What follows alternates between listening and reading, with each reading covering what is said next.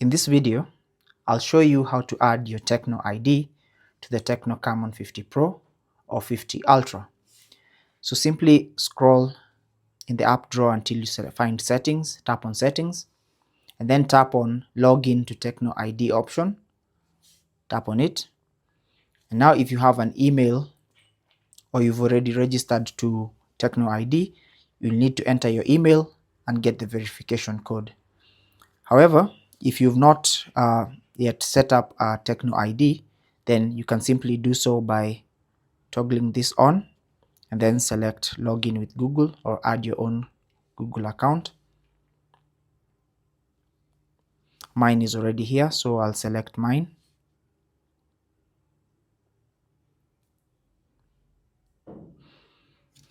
And then now, to protect your device and data, you'll be prompted to enable App Cloud Sync and Find My Device. So you can choose to enable all this to back up your data. And that's it. You've now signed in or logged in to your TECNO ID. Thank you for watching. Take care and God bless.